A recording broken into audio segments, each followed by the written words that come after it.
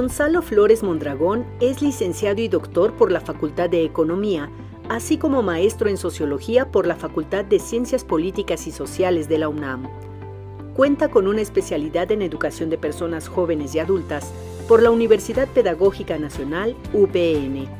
Es profesor titular de la Facultad de Economía, así como de la Maestría en Desarrollo e Innovación Educativa en la UPN, Campus Morelos.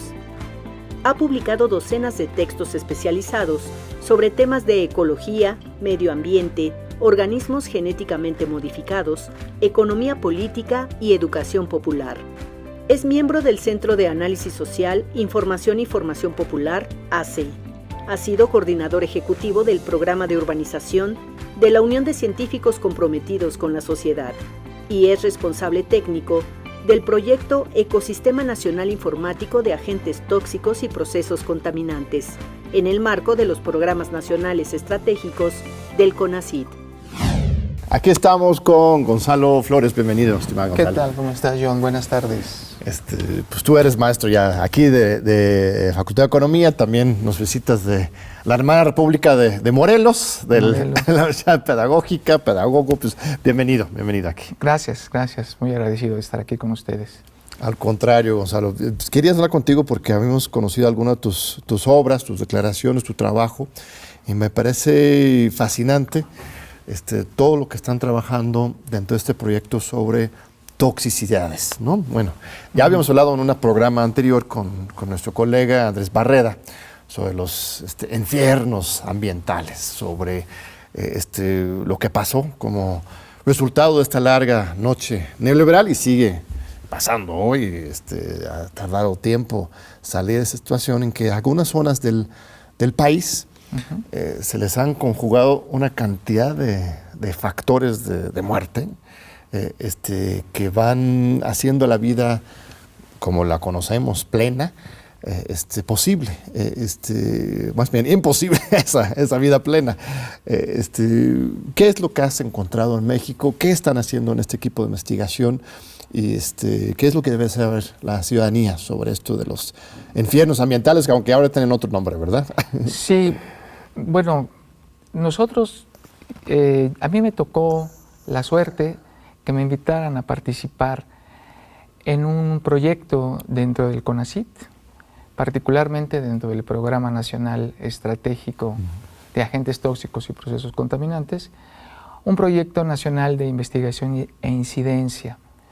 El nombre es un poco largo, Ecosistema Nacional Informático de Agentes Tóxicos y Procesos Contaminantes, que tiene por objeto trabajar en las regiones que presentan estas características difíciles que deterioran la vida de la población que habita esos territorios, trabajar en estas regiones a las cuales se les denomina regiones de emergencia sanitaria y ambiental. RESA es las siglas con las que se le nombra y que anteriormente se les denominaba zonas de sacrificio. Este nombre surgió en la región del Valle del Mezquital Sur. Las comunidades y las organizaciones de allá en algún momento describieron a su propia región por las características que tenía, por el deterioro tan grave de la calidad de vida, como zonas de sacrificio. Y en su momento, cuando tuvieron la oportunidad de ellas, junto con otras organizaciones de otras partes del país, de tener una plática con el entonces secretario del Medio Ambiente, el doctor Víctor Manuel Toledo, las nombró como infiernos ambientales, ¿no? Las condiciones en las que vive la gente literalmente hacen que la gente pene una serie de condiciones en el medio ambiente que dificulta grandemente su proceso de vida en estas regiones. En el Valle de Mezquital, ¿qué concretamente está pasando? Hay una cementera ahí importante, ¿no? No sé, hay minas también. ¿Qué es lo que está pasando y cuáles son los efectos reales en la vida humana? El Valle del Mezquital es una de las regiones que tiene estas características en el centro del país, y la característica que la distingue, bueno, es que ella mantiene un intercambio muy estrecho con la Ciudad de México. Ahí, en la parte sur del Valle del Mezquital, pues tenemos 5 de las principales cementeras que existen en el país, y en esta región se produce aproximadamente el 40% del cemento nacional. Podemos decir que el cemento que ha permitido la urbanización de la Ciudad de México ha salido de esta región del país, del estado de Hidalgo, en la parte sur del valle. Y esto genera contaminación de aire, de suelo, de agua, de todo, supongo. Y sí, y además, bueno, es que para producir el cemento, en primer lugar, tú necesitas una materia prima, que es la piedra caliza, que en esa región abunda. Bueno, pues hay que extraerla, entonces tienes que devastar los cerros, tienes que modificar el paisaje, pero no solo modificas el paisaje, modificas otra serie de condiciones ambientales, alteras el clima, alteras los vientos, el régimen de lluvia por la captación de agua, y tenemos una serie de complicaciones atmosféricas, en primer lugar,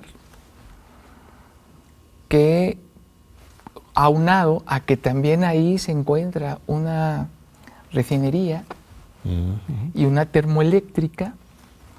La refinería produce un porcentaje, el 5, el 8% de la producción nacional de gasolina, y que fundamentalmente es la fuente de la cual se alimenta la planta vehicular que circula aquí en la Ciudad de México. Pues eso genera también una serie de contaminantes a la atmósfera que terminan impactando de manera muy grave no solo a los municipios del valle, directamente del Valle del Mezquital Sur, a Titalaquia, a Pasco, que es la frontera con el Estado de México, Tlaxcuapan, sino otras partes más amplias del Estado de Hidalgo, hacia Tula, por ejemplo, pero también llegan a la Ciudad de México. Gran parte de la contaminación atmosférica que tenemos en la Ciudad de México proviene de ahí, dependiendo de cómo se comporten los vientos. Eso es en lo que respecta al aire, pero pues también tenemos que la Ciudad de México intercambia, mantiene un metabolismo con esta región a partir del agua. La Ciudad de México canaliza hacia allá todas sus descargas de agua, el sistema de drenaje a través del túnel emisor oriente, del túnel emisor central, descargan hacia el estado de Hidalgo, y una gran parte de eso, bueno, va hacia el río Tula y llega a la presa Endó, que está un poco más arriba, y que es una presa enorme que acopia todo el agua que la Ciudad de México es agua sucia, pues. Agua sucia, con todo lo que la Ciudad de México puede descargar. Imaginémonos esa cosa tan complicada. Pero también no solo descargan hacia el río Tula, sino a la otra vertiente importante, que es el gemelo del río Tula, que es el río Salado. Entonces, con estas aguas, bueno, ya de por sí el acopio en la presa Endó genera un foco de contaminación de una gran asentamiento de agua que está expuesto al sol, que genera gases, que genera vapores, que genera olores, fauna nociva, etc. Pero también resulta que con esa agua se riega gran parte de las tierras agrícolas del estado de Hidalgo, porque es un agua que lleva mucha materia orgánica, pues, toda la que produce la Ciudad de México. Entonces, es un agua que realmente, sí, fertiliza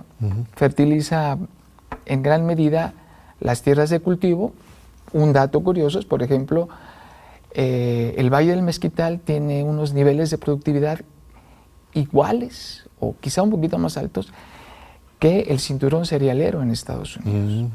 El único detalle, bueno, es que pues el agua no solo lleva esta riqueza de materia orgánica, sino que lleva otra cantidad de sustancias, metales pesados, lodos tóxicos, o sea, que ya en realidad no generan un impacto positivo en la productividad del suelo, sino efectos de contaminación que quedan en el suelo y en los cultivos. El mismo cultivo, terminamos comiéndolo de regreso. ¿Cuáles son? Que ¿La lechuga, las frutas? Son muchas verduras, vegetales, legumbres, calabazas, brócoli, apios, nopales, o sea, una gran cantidad de alimentos que nosotros encontramos aquí en la central de abastos, zanahorias, que pues nos son regresados de vuelta con toda esa carga de contaminantes que la ciudad envía hacia allá. Para que los chilangos no crean que, bueno, sí, pobres hidalguenses que sufren esto, sino que nosotros mismos pagamos el costo. Participamos, o sea, la dinámica, el metabolismo urbano de la Ciudad de México participa de esto y al mismo tiempo recibe las consecuencias, esto tanto por el agua como por los alimentos, como por el aire. En el Valle de Mezquital, me imagino que las tasas de enfermedades son altas. De cáncer, de enfermedades digestivas, no sé, ¿lo han medido? O sea, ¿qué dicen los números? Hay estudios, la zona del Mezquital es una zona que tiene muchos estudios sobre el impacto de estas aguas, la calidad del suelo, y también están comenzando a haber otros estudios sobre el impacto en la población, el impacto epidemiológico que está teniendo y la aparición de una serie de enfermedades que conjuntan tanto enfermedades, vamos a decirlo así, de un periodo anterior, que son enfermedades infectocontagiosas, transmisibles, infecciones gastrointestinales, tuberculosis, etcétera, etcétera, como enfermedades crónico-degenerativas que no son transmisibles. Entonces aquí tenemos, por ejemplo, en primer lugar la diabetes mellitus, tenemos el síndrome metabólico, tenemos también casos de cáncer, tumores, gran cantidad de tumores, enfermedades pulmonares del sistema respiratorio de muy amplia índole por la calidad del aire que se respira y también algunas otras de más reciente aparición que aunque no son todavía masivamente dominantes, pero que el incremento que van presentando preocupa ya a las autoridades y a los especialistas. Estamos, por ejemplo, hablando de insuficiencia renal crónica, leucemia linfoblástica aguda, malformaciones o también lo que se denomina ahora como enfermedades raras, ¿no? Las enfermedades que se les llama raras porque tienen que ver con afectaciones genéticas que producen padecimientos en la persona, pero que el origen todavía no se termina de entender, no se termina de precisar. Y repito, aunque no son todavía masivamente dominantes, pero sí está habiendo una presencia paulatinamente cada vez más clara que inquieta a las autoridades. El Valle de Mezquital es una zona indígena, además. Sí, claro, ¿cómo no? Entonces también tenemos una especie de ataque civilizatorio o anticivilizatorio en contra de todo un pueblo por otro modelo de existencia, ¿no?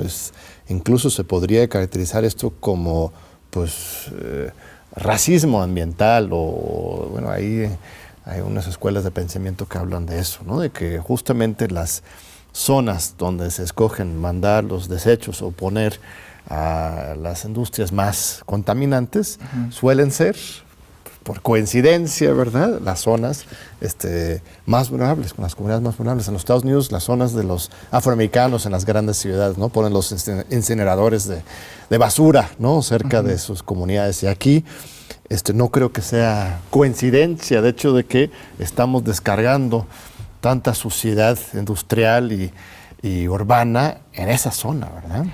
Sí, mira, ahí lo que sucede es que el problema de las descargas que hace la Ciudad de México hacia esta parte, hacia el norte, no es reciente, no comenzó en realidad siquiera en este siglo o en el siglo pasado. Es un problema muy viejo que proviene pues desde la época del porfiriato.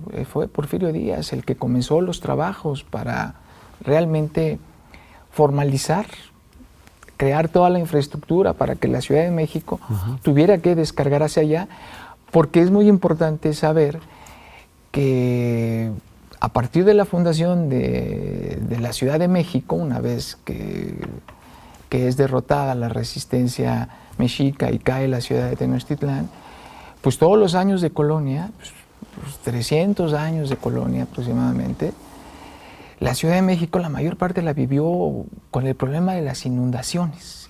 La Ciudad de México tenía grandes problemas de inundaciones, pues había roto la infraestructura hidráulica que se había construido por la sociedad prehispánica, y este problema recurrente encontró una solución, entre comillas, estableciendo que la Ciudad de México descargara, no solo desecara los lagos, sino que también descargara la cantidad de agua que su metabolismo desechaba hacia esta región.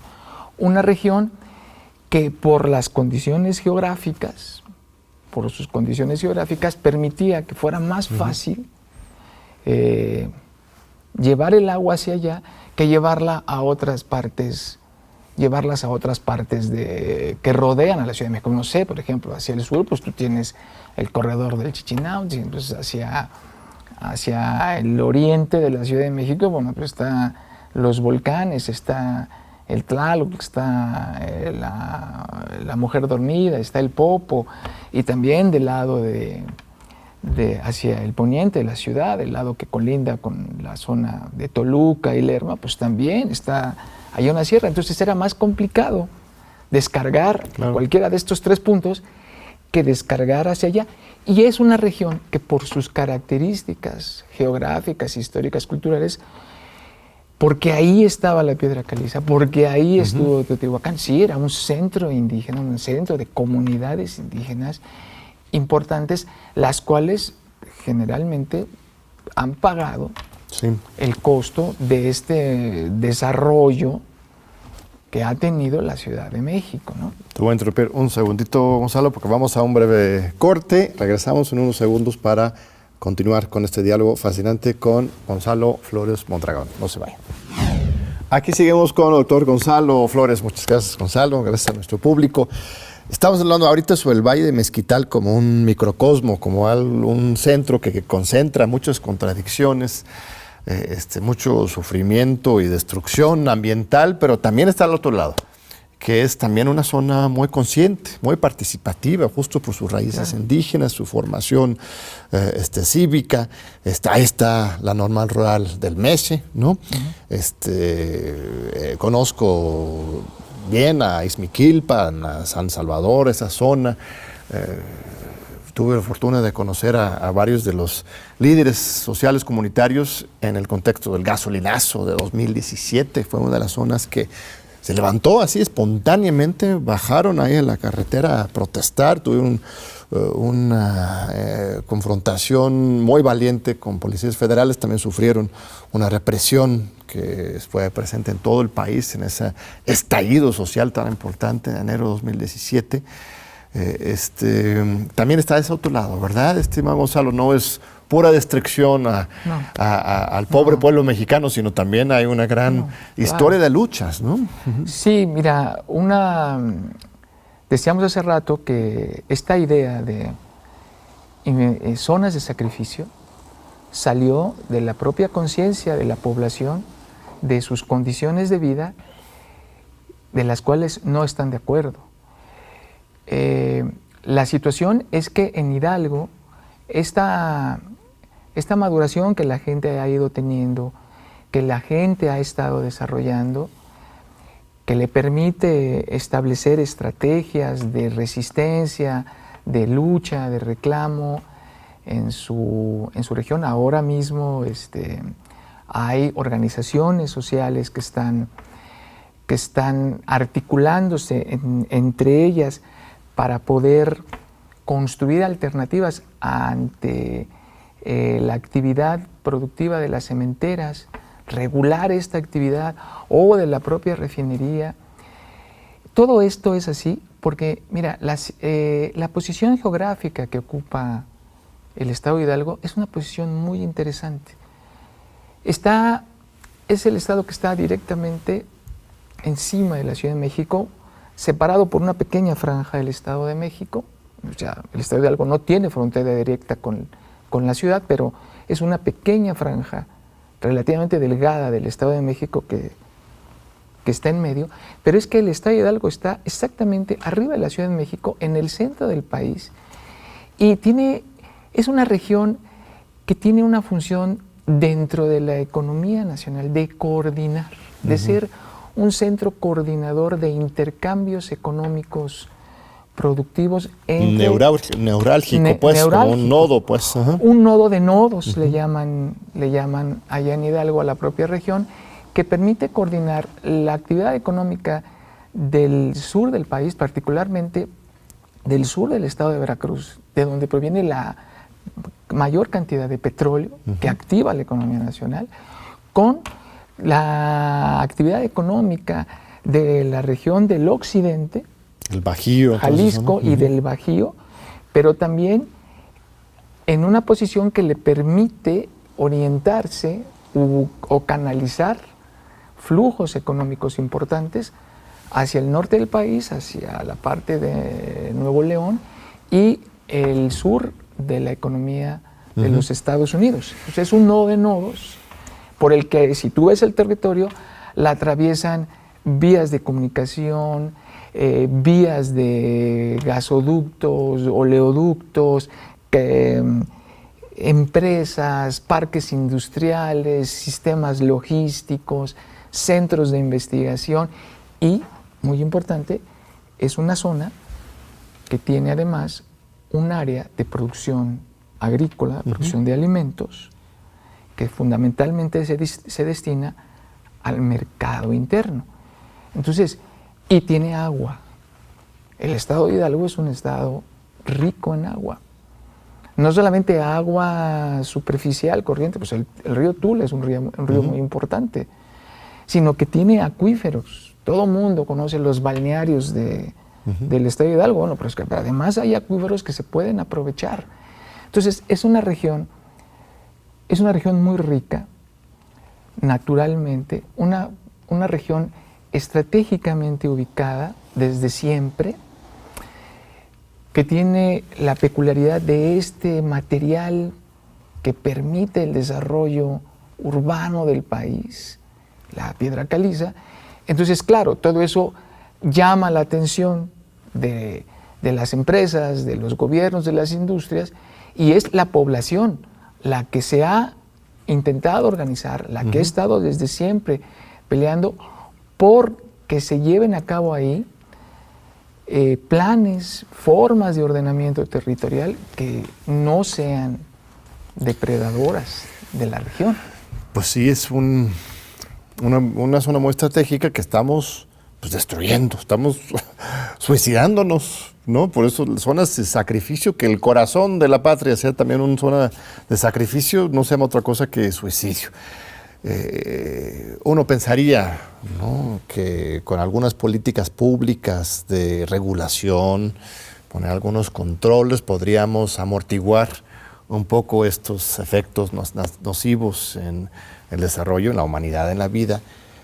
Pero de lo que me estás hablando es algo mucho más estructural, sistémico, ¿no?, que incluso tiene que ver con nuestra articulación con la economía de los Estados Unidos, todo claro, el sistema neoliberal de desarrollo, que si bien ahora con un nuevo gobierno tenemos algunos matices y controles, seguimos dentro de la misma lógica de desarrollo continental, neoliberal, ¿no? Dictado por Washington dentro de, ya no es el NAFTA o el TLC, sino es el TEMEC, ¿no?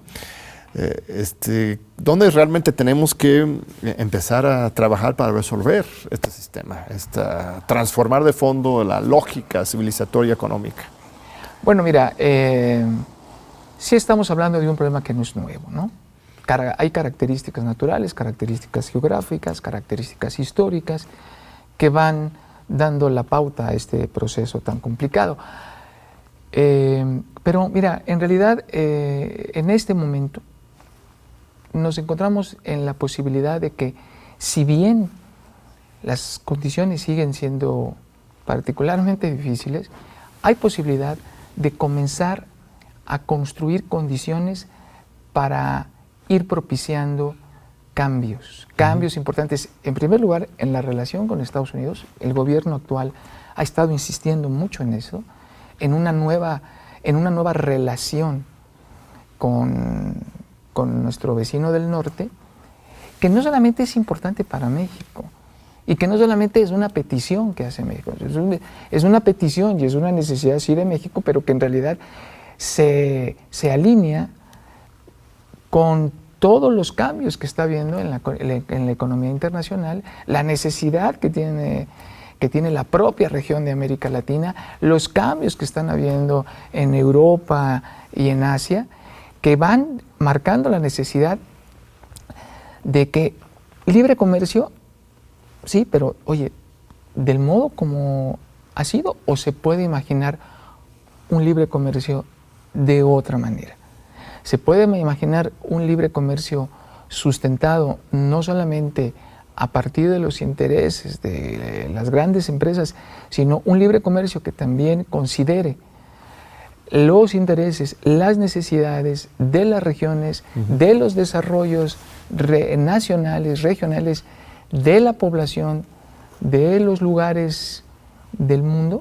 Esto, en realidad, ahorita, en este momento, hay posibilidad de sentarse a replantear la manera como el libre comercio se ha venido desarrollando, particularmente en México, pues desde 1994, con la firma del TLC.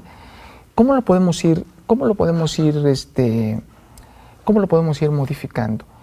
En eso, para eso, la participación, la organización de la población, de las comunidades, la articulación de estas organizaciones, de estas poblaciones, con la comunidad científica, que tiene evidentemente un conocimiento importante, que puede ofrecer alternativas, conocimientos científicos, académicos muy importantes, que tienen que ser articulados con los conocimientos igualmente veraces, vamos a decirlo así, igualmente científicos, aunque no académicos, pero científicos comunitarios, que tienen las organizaciones y las poblaciones locales, que articulemos estos dos tipos de saberes, de conocimientos, con también una articulación con las autoridades locales y de todo nivel.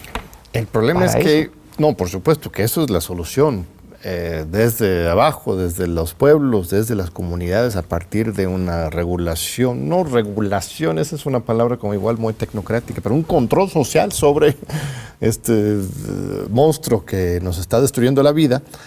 El problema es que en contexto geopolítico estamos mal, porque si por un lado tenemos un nuevo gobierno que salía con América Latina, defiende la soberanía del país, por supuesto, pero por otro lado, los Estados Unidos en su guerra militar, ya con Rusia y el Oriente, pero también la nueva guerra fría económica con China, está cada vez más desesperado, se está colapsándose su hegemonía mundial, y entonces está más que nunca necesitado de aliados estratégicos como los de México, que si logramos apalancar esa necesidad de ellos, qué bien, pero ellos no conocen amigos, ¿no?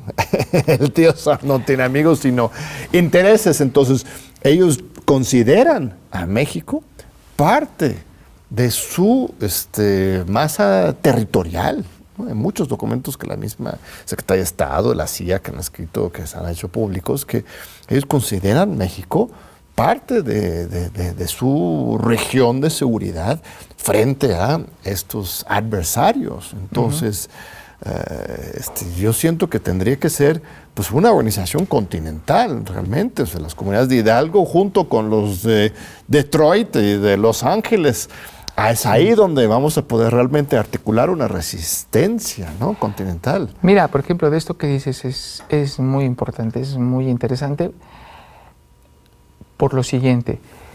Ahorita, hace un momento dijiste, no usemos la palabra regulación porque suena muy técnica. Sí, claro, pero mira, el asunto no es hablar de una regulación, sino hablar de algo de lo que, por ejemplo, en pedagogía, muy interesante, de la autorregulación. Es que tenemos que desarrollar las capacidades de autorregulación, ¿no? En ese sentido, para México, una capacidad de autorregulación que atravesaría, por ejemplo, por el problema de que en materia, estábamos hablando del Valle del Mezquital y de la producción agrícola y de alimentos, diríamos, bueno, una autorregulación que significaría autosuficiencia alimentaria, seguridad alimentaria, pero no solo, sino también soberanía alimentaria, ¿no? Todo esto nos llevaría a implicaría la posibilidad de que nosotros pudiéramos decidir sobre el territorio que habitamos.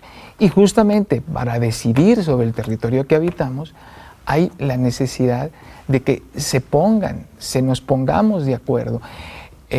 Comunidades locales, organizaciones sociales, comunidades científicas y comunidades locales sociales. No me refiero solo a las rurales, también me refiero a las comunidades urbanas, comunidad científica,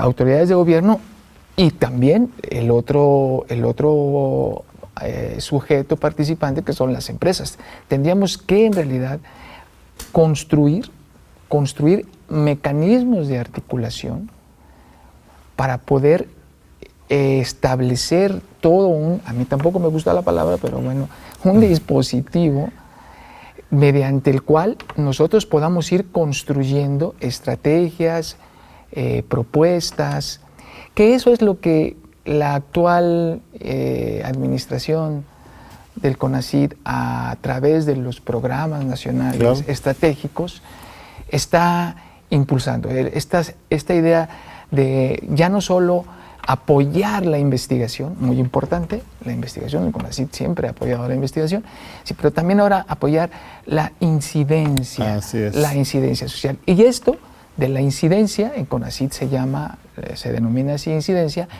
es un fenómeno que no solamente está ocurriendo en México, no solamente está ocurriendo dentro de CONACYT, no solamente ocurre a propósito de la economía, está ocurriendo en otras partes del mundo, en América Latina, en el Caribe, en Europa, que tiene que ver con una nueva vertiente de cómo están queriendo desarrollarse los movimientos sociales, que en el caso, por ejemplo, de la pedagogía, ha estado muy tematizada, muy observada, le llaman intervención. Es que es un problema de intervención, no intervencionismo, intervención. O sea, que la gente tiene que participar, la gente tiene una voz, no solamente tiene derecho, la gente tiene voz y tiene capacidad de acción y tiene conocimiento y tiene saber. Entonces, la gente no solamente puede aprender, la gente también puede educar. Claro, por supuesto. Educadores de la calle, educadores comunitarios, educadores de comunidad. De ahí que en el CONACYT ahora se hable de que no solamente hay un conocimiento científico académico, sino que también hay todo un conocimiento comunitario que vale la pena que se recupere, que se rescate, que se integre, no solamente que se recupere y se le tome y se le añada, sino que se integre con la viva voz de las comunidades y que entonces es desde esta articulación compleja que podemos ir pensando en que se construyan continentalmente procesos de autorregulaciones regionales.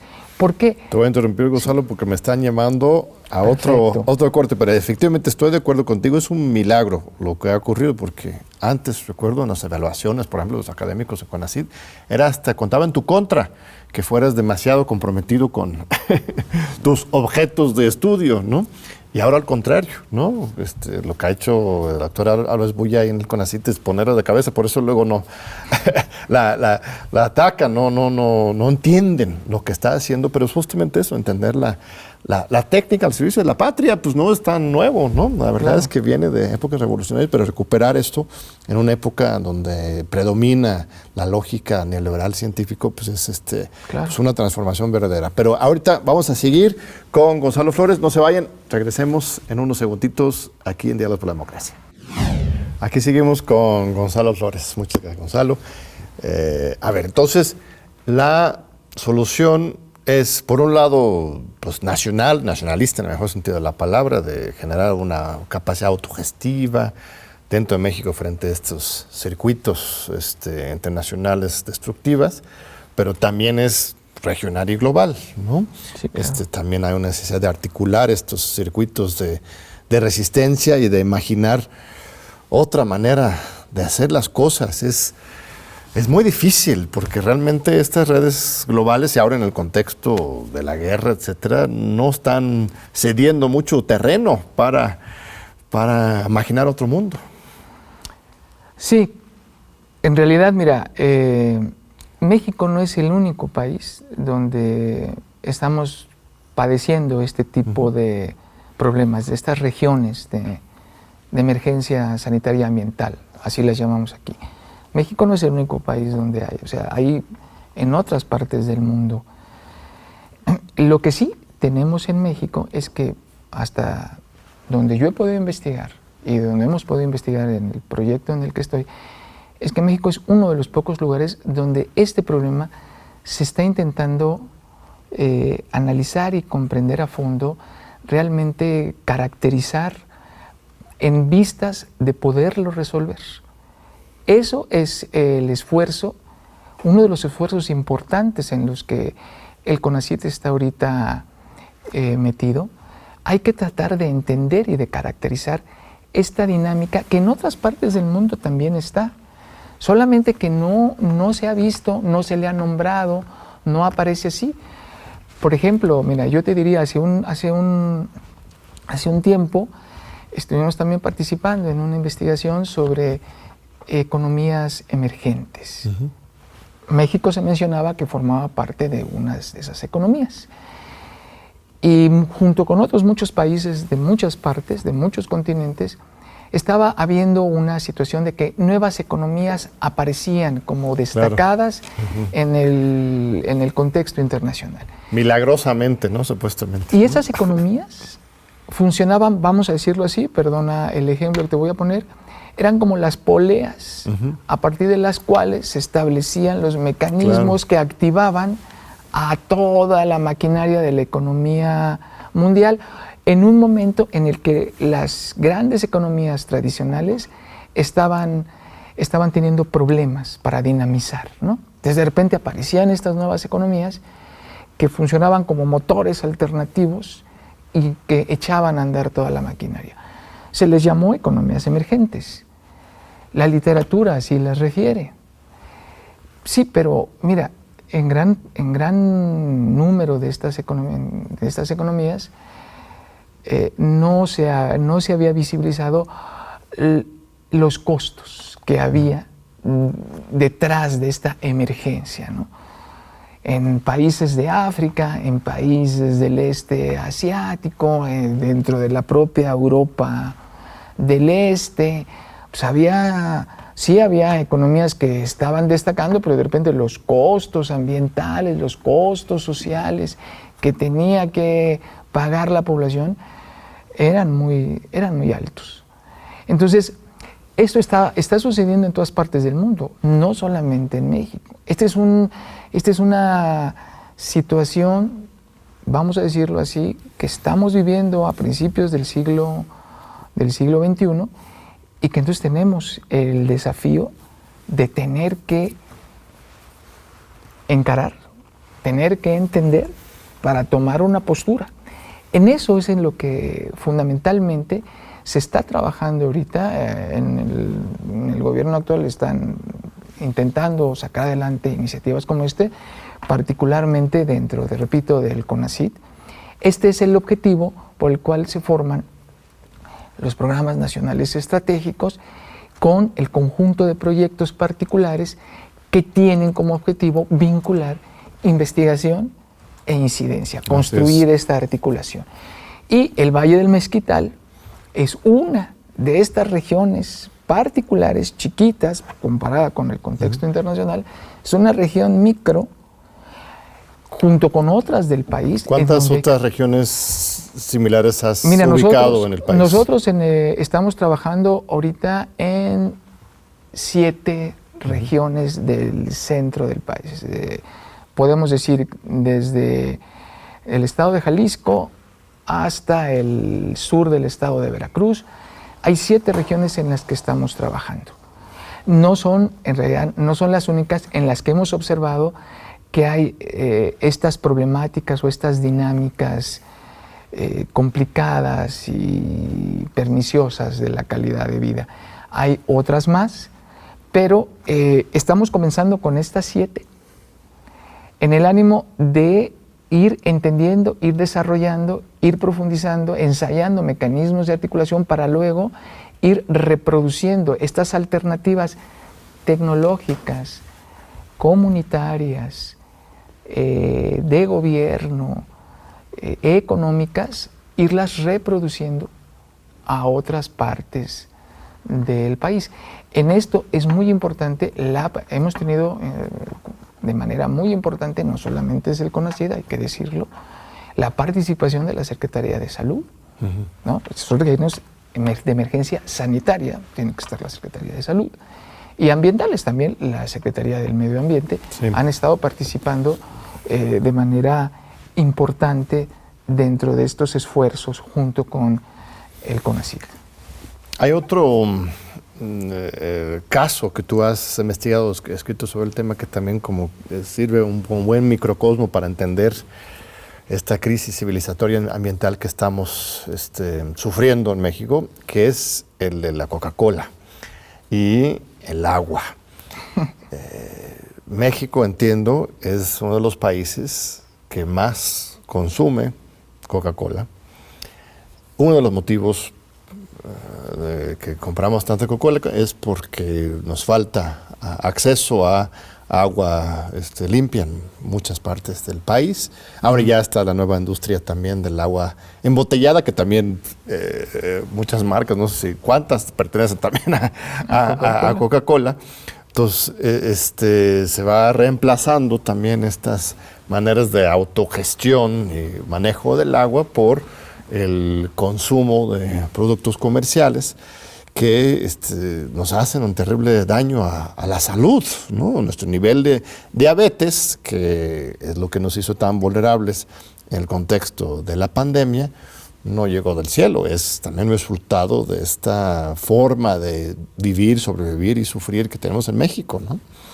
Sí, bueno, mira, el problema de la Coca-Cola es uno de los productos emblemáticos, ¿no?, de esta crisis sanitaria y ambiental que tenemos en el país, ¿no?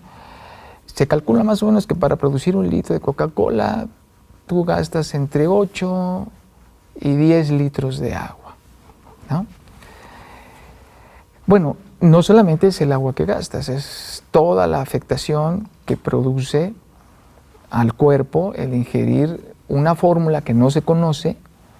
Nosotros no sabemos, no se conoce en ninguna parte del mundo qué es lo que lleva la Coca-Cola.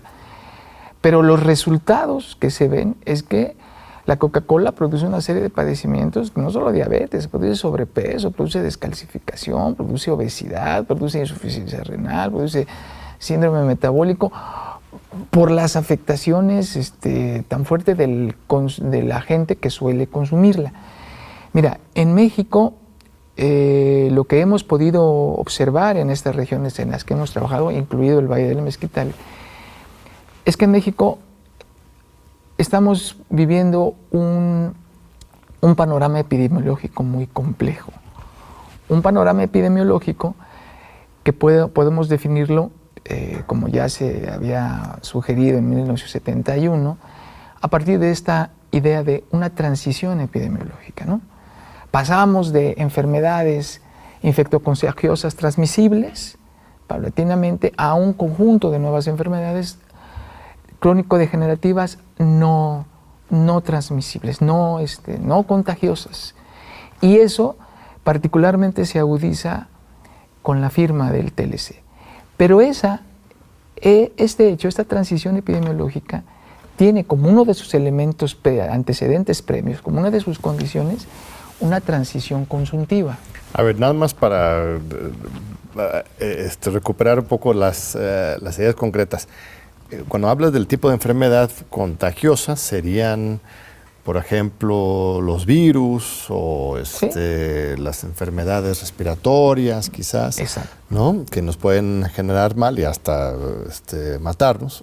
Y otras enfermedades, la nueva generación, la nueva epidemia, son más bien cánceres crónico-degenerativas, y ¿no? cuestiones de corazón, Sí, problemas de isquemia cardíaca, enfermedades isquémicas del corazón, enfermedades, leucemias. Y esto tiene que ver con el estilo de vida más profundamente. Eso tiene que ver. Entonces te decía que hay una transición epidemiológica que uno de sus antecedentes, no el único, pero uno de sus antecedentes, es una transición consuntiva. En México cambiamos los patrones de consumo. De 1970, que comienzan a masificarse los supermercados, empieza paulatinamente una transición que hacia 1990, 94, se va a acelerar grandemente. La apertura del mercado hizo eso. La cantidad de Walmarts que se construyeron en los 90 fueron como uno por semana durante años, ¿no? De tiendas de conveniencia, de Walmarts, de malls, así se le llama, ¿no? De centros comerciales, sí. ¿No? Pero mira, esta transición consuntiva descansa a su vez sobre una transición productiva. En México, a partir sobre todo del TLC,